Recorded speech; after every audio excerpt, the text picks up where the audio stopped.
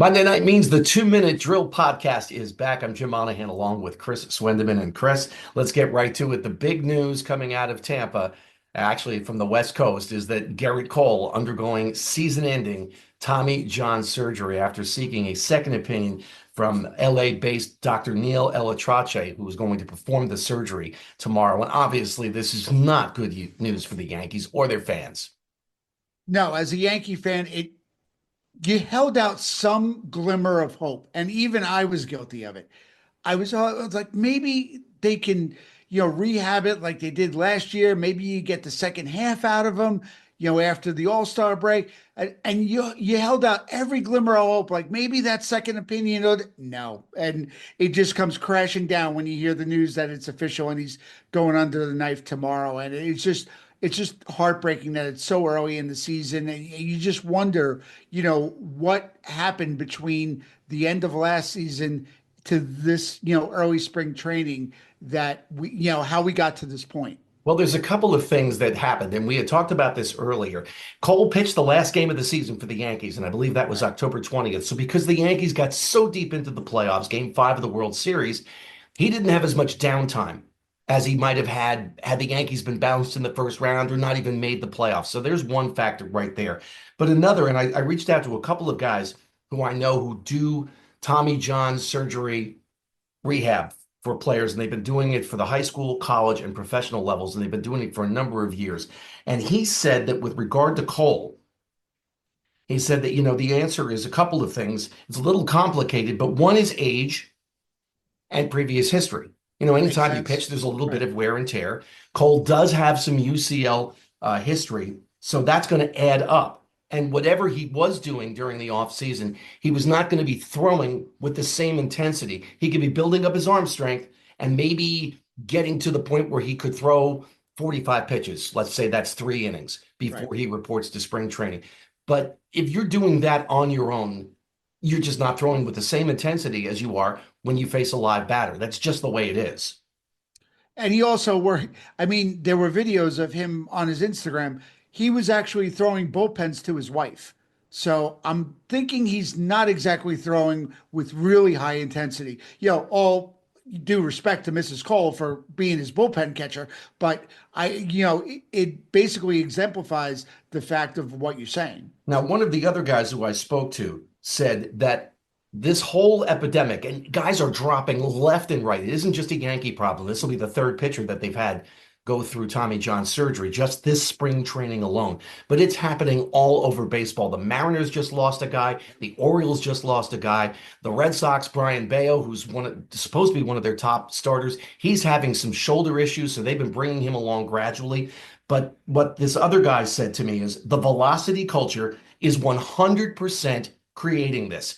And you and I have talked about this in Yep. previous weeks. It's starting at the lowest levels and it's working its way up. We've known since the 80s that max effort pitchers are going to get hurt. That's why back in the day, those guys didn't get drafted. Now, everyone's throwing max effort and chasing spin rate. We've always known it would cause injury when you try to have super electric with your stuff. So this is a big part of it. And you've got guys, I mean, look at how the game is now. You go five, maybe 6 innings as a starter, and there's one electric arm after another, after another, after another coming out of the bullpen, throwing 98, 99, 100. That's exactly, you just explained the Yankees offseason blueprint for their bullpen. That's exactly how they set it up to get to Devin Williams, one of the best closers in the league. But look at every guy they have leading up to him. Luke Weaver, notwithstanding. Look what Luke Weaver did in the postseason last year. Now he's your seventh inning guy or your eighth inning guy to bridge to Devin Williams. I mean, every bullpen is trying to, replicate those big, heavy, fast arms leading, to their big gun and their closer. And one of the other things that this second guy pointed out, Chris, is the faster you spin the ball, the better your Rapsodo or TrackMan readings are. And Rapsodo and TrackMan are two well-established apps that teams use constantly to measure spin rate, horizontal movement, vertical movement, all of that sort of thing. So when guys are spinning their curveballs and sliders, they're ripping it. Like you are trying to just spin the daylights out of this thing. Now, when you do throw, whether it's a fastball or a curveball, the ball's going to spin. Right. Otherwise, all you get is, nothing but knuckleball. So the ball will spin, whether it's a fastball like I just showed, or a curveball where it's coming over the top and you get that downward spin, sort of like that thing. But if you're doing this and putting continued additional stress on your elbow, you have what we're seeing now, where it's just one pitcher after another after another. And my hope is that some sanity comes back to this. And I use Leo Mazzoni, who was the pitching coach for the Atlanta Braves when they won Yep. how many National League pennants in a row? Was it 14? And you take a look Yep. at the number of pitchers who came up through the Atlanta Braves system. And I think there was only one who had Tommy John surgery in that time. Leo Mazzoni said, throw more, less effort. Throw more, less effort. Rather than these guys come out and just throw the ball as fast as they can. There's a reason why Tom Seaver would come in, throw 92, 93, 94 for the first 6 or 7 innings. And all of a sudden, there he is in the seventh or eighth with 98 left in the tank. It's a matter of pacing himself, and he wasn't going out max effort. And you can say that for a bunch of those guys in that era. Gibson, Drysdale, a bunch of those guys who came up, or any and all of those Atlanta Braves pitchers. Throw more during the offseason. Obviously, you give yourself some time to rest and recuperate, but throw more, but you don't have to do everything at max velocity. And I'm going to use one example from Atlanta, not homegrown Atlanta, but maybe the best out of the bunch, Greg Maddux. Not Braun up here, smarts. He outsmarted. He was maybe one of the smartest ball players I've ever watched because he knew how to throw. He wasn't throwing it by you. He was knowing what the batter's tendencies were, and he was offsetting that. He was one of the smartest players in the game, and you never saw him throwing 100 miles an hour. He But could give you he 96 when he needed he to. he could, but he dialed it back when he had to too, because he Yes. knew how to get you out without throwing the heat. And that's what made him one of the greatest pitchers we'll ever see. And I still, to this day, think he may be the smartest pitcher we've ever seen because he knew when to use either the heat or when he could use other pitches to get the batters out based on their tendencies alone. So one door closes and another one opens, and that door opening would be for Will Warren, and we'll see Yep. how he does. And also Marcus Stroman. It looks like he's going to get his wish. He said, in fairness, Stroh said, I'm a starting pitcher. And guess where Stroman is right now?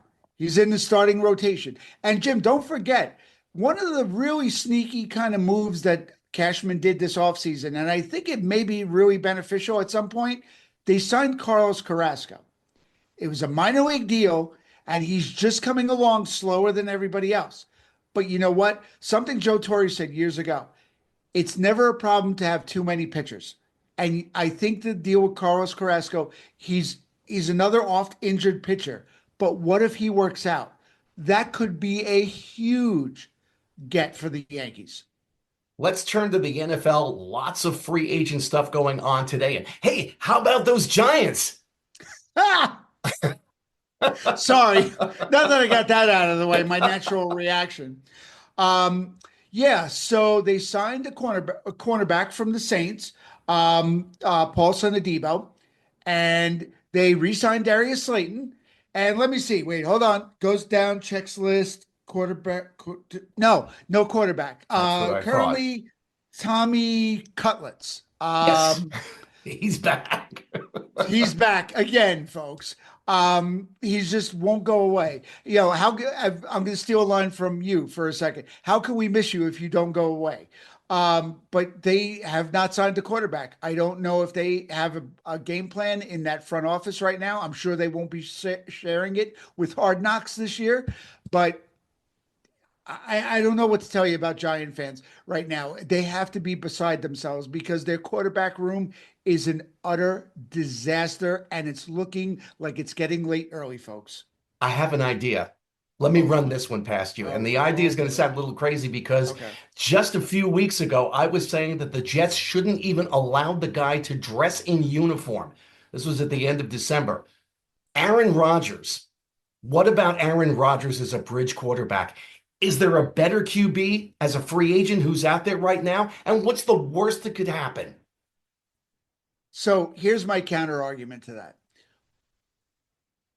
If I'm Aaron Rodgers, now, as of when we're recording this on Monday night, he is being looked at by the Pittsburgh Steelers, one of the great organizations of all time in the NFL.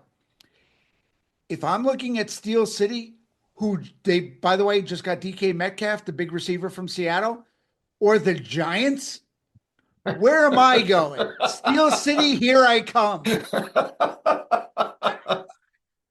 I mean, if the Giants have the ability to sign him and he wants to stay in the area and sign with the Giants, not bad. But you know what?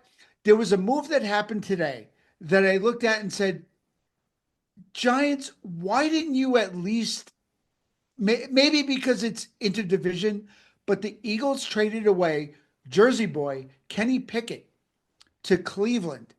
Why didn't you at least inquire? What would it have cost you to inquire? And maybe Philly doesn't want to, help the Giants out because Lord knows the Giants are great at helping Philly out. Steve Barkley, Saquon for that. But why wouldn't you at least inquire of a quarterback of that ilk? Go with the youth movement versus the grizzled veteran in Rodgers. I just don't get what they're trying to do, or I don't even know if they know what they're doing at this point. I don't think they do, to be totally honest with you. Hey, if you're watching this on YouTube, please hit like and subscribe so you'll know when our next episode comes out, which should be next Monday. And well, we've solved some of the Yankee problems, and maybe we solved some of the Giants problems. I don't know. We'll talk again next Monday. Chris, thanks. You got it, Jim. Have a great week.